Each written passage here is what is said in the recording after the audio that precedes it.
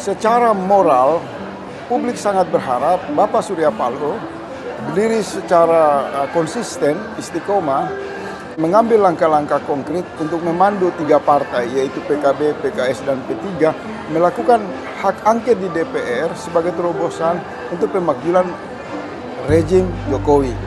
Ini satu aspirasi yang wajar-wajar saja, tanpa perlu harus bergantung atau menunggu kepada sikap politik PDIP, karena gerakan atau suara hak angket untuk tujuan memakzulkan Presiden Jokowi yang dianggap terlalu jauh mencampuri urusan pemilu ini adalah datang dari suara para akademisi, mahasiswa, rakyat.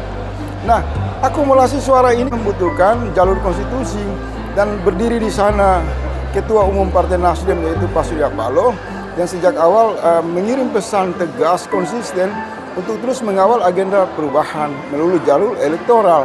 Jika agenda perubahan ini dihambat oleh politik kecurangan, intervensi kekuasaan, maka suara dukungan yang full kepada Pak Surya Paloh dari rakyat, kemudian itu bisa menjadi modal moral politik bagi Surya Paloh untuk tidak ragu mengambil langkah-langkah tegas, memandu ketiga partai yang tersedia dalam poros koalisi perubahan, menggunakan hak konstitusi di DPR untuk memakzulkan Presiden Jokowi. Karena kenapa? Rakyat marah. Pemilu dengan biaya hampir 100 triliun, dengan harapan untuk tidak terjadi intervensi kekuasaan, tapi faktanya terjadi mobilisasi hampir 500 triliun instrumen bansos yang digunakan dalam rangka kepentingan meloloskan Gibran sebagai calon wakil presiden, kemudian runtuhnya Mahkamah Konstitusi, kemudian oknum-oknum aparat negara terlibat di dalam intervensi pemilu. Ini semua menyajikan rangkaian fakta yang begitu banyak yang membuat rakyat marah. Jadi kalau rakyat berharap agar Pak Surya Paloh sebagai tokoh yang memperjuangkan agenda perubahan harus berani berdiri di garis depan tanpa harus menunggu sikap keraguan dari PDIP dan lebih khusus Ibu Megawati.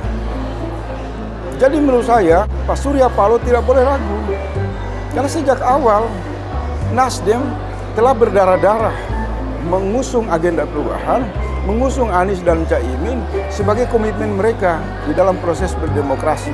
Jadi tidak boleh takut. Ini panggilan sejarah, suka tidak suka. Surya Paloh telah mendapatkan dukungan moral dari jutaan rakyat yang sangat keluh, sangat marah terhadap intervensi kekuasaan di dalam proses demokrasi ini. Nah, Nasdem melalui fraksi di DPR sudah dapat bekerja untuk menghimpun tanda tangan baik dari anggota Nasdem, PKB maupun PKS. Kalau proses ini berlangsung sesuai prosedur, terlihat di ruang publik, kemudian Ibu Megawati atau PDIP tidak sungguh-sungguh merespon panggilan moral yang dirintis oleh Bapak Surya Paloh dan mitra koalisinya di kelompok perubahan, maka publik akan berkesimpulan PDIP melakukan pengkhianatan, hanya menggulirkan wacana angket untuk melakukan pemakzulan terhadap Jokowi sebagai bagian dari keinginan publik atau rakyat, kemudian mereka berbelok secara tajam dan mungkin berunding di balik istana. Nah, ini kan tidak boleh terjadi. Jadi membaca situasi ini menurut saya Pak Surya Paloh dan Nasdem, PKB dan PKS tidak usah menunggu langkah-langkah keraguan dari PDIP. Harus berdiri tegak. Nanti prosesnya secara natural saja. Rakyat akan melihat siapa yang berpihak sungguh-sungguh kepada rasa keadilan rakyat dan siapa yang menjadikan isu hak angket atau pemakzulan Jokowi untuk kepentingan politik pragmatis.